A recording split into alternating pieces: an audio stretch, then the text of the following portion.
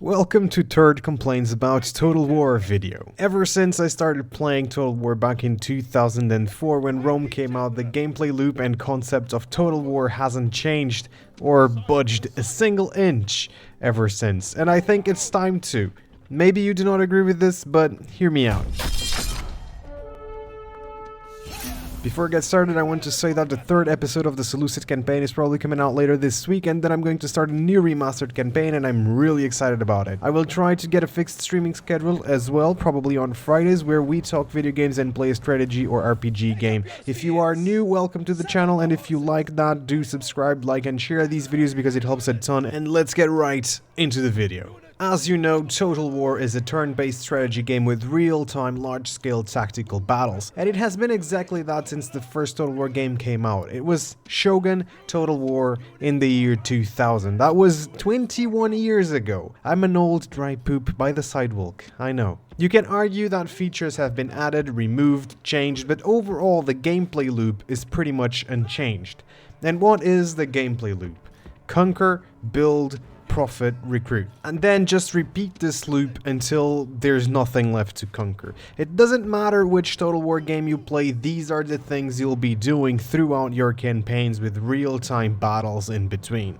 It's obvious that Three Kingdoms is a wildly different game to Medieval 2 Total War with many different features, but on both games you'll be pretty much doing the same things, conquering, building, profiting and recruiting in order to restart that cycle. This is my point. Total War is pretty much a world painter with extra steps. And yes, these extra steps give each game in the franchise their own personality, but it's the gameplay loop that sets the paradigm of the game. And my opinion here is that it's time to make changes. It's time to put out a Total War game that changes this paradigm, that fundamentally changes the gameplay loop, that makes Total War go to the next level. I'll agree to disagree with anyone that doesn't want this change, because at the end of the day, it's a matter of personal preference. On the other hand, there's so many ways that Total War could significantly change, increasing its complexity and creating new focuses, that I believe there has to be an optimal solution. It's important to note that a large chunk of the player base play Total War for the battles rather than the campaign, but most players do state that the campaign is enjoyable because the battles are a decisive part of these and have a large impact on the course of the campaign, and it's the connection between the two that make Total War such a great and enjoyable game. The campaign isn't complex, but it's enjoyable enough by itself. However, without the battles, I really don't think a lot of players would stick around for long.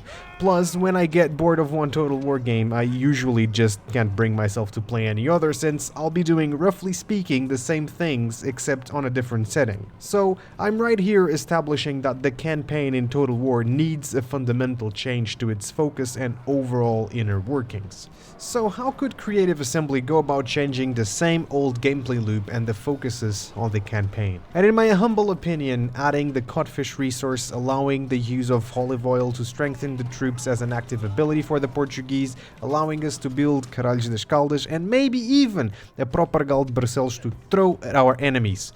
This would massively improve the campaign. Wait, what? You want me to be serious? Okay.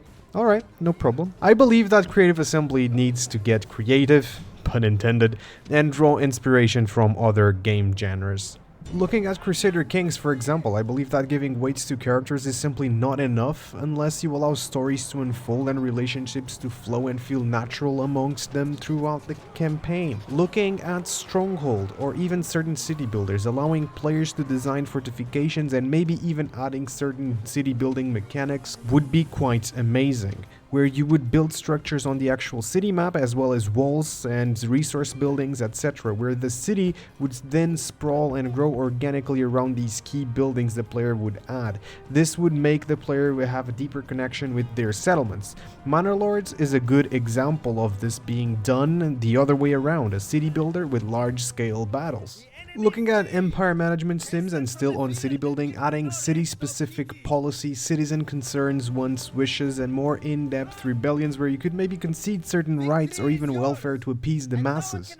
features to make the player care for their population, if for nothing else, because a happier population would reproduce more, building manpower up faster, and would be more efficient at gathering resources. But still, more in-depth religion, culture, and overall top-down management of your empires in economic, trade, and social aspects, for example.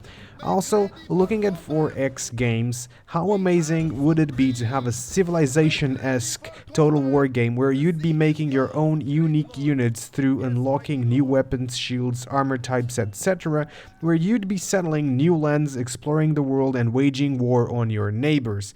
Still, on Civilization, why not building a Total War game where playing tall and going for a cultural, religious, historical, or even economic victories would be possible? Looking at Knights of Honor, having a real-time campaign map would also allow for a lot of new possibilities.